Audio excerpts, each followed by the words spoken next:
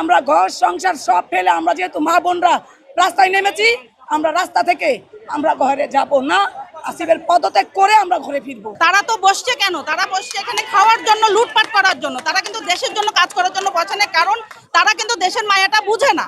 আসিফের পদত্যাগ আমরা এই কারণেই চাচ্ছি, সেও ফ্যাসিস্টের দোসর হয়ে গেছে। এত পরিমাণ টাকার মুখ দেখছে, জনগণ তাদের পাশে ছিল, সেটা তারা এখন ভুলেই গেছে। আমরা মাঠে নেমেছি, আমরা আমাদের ক্ষমতা আমরা বুঝে পেতে চাই। আমরা আইনকে সম্মান করি, আইনকে শ্রদ্ধা করি। এখন আমাদের শপথের জন্য তো কোনো বাধা নেই। এটা যেমন আমরা জানি, এটা দেশের জনগণ জানে, এটা আপনারা জানেন, সবাই জানে, সারা বিশ্ব জানে।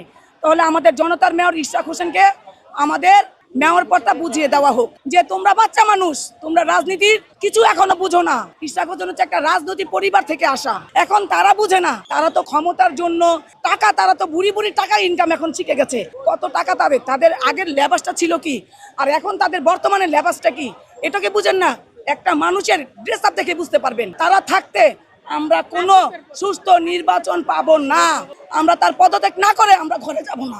আমরা ঘর সংসার সব ফেলে আমরা যেহেতু মা বোনরা রাস্তায় নেমেছি, আমরা রাস্তা থেকে আমরা ঘরে যাব না, আসিফের পদত্যাগ করে আমরা ঘরে ফিরবো। তারা তো বসছে কেন? তারা বসছে এখানে খাওয়ার জন্য, লুটপাট করার জন্য। তারা কিন্তু দেশের জন্য কাজ করার জন্য বসে না, কারণ তারা কিন্তু দেশের মায়াটা বুঝে না। এই কারণে তাদের কলিজায় আঘাত লাগে নাই। তারা কোনো আন্দোলন সংগ্রাম করে মার খেয়ে এখানে আসে নাই। আমরা গত 17 বছর মার খেয়ে আন্দোলন করে রাস্তায় প্রতিটা মুহূর্তে আমরা ঘরে ঘুমাইতে পারি নাই। আমরা জানি দেশের মায়াটা, জনগণের মায়াটা, জনগণ কি পরিমাণ কষ্ট করছে। যে এখন দেশে যে পরিস্থিতি, মানুষের দুর্ভোগের কথাটা বলার মতো, শোনার মতো কেউ নেই। এই সমস্যাগুলো তুলে ধরার জন্য একজন জনপ্রতিনিধি দরকার, আর সেই প্রতিনিধি হবে আমাদের ইশরাক ভাই।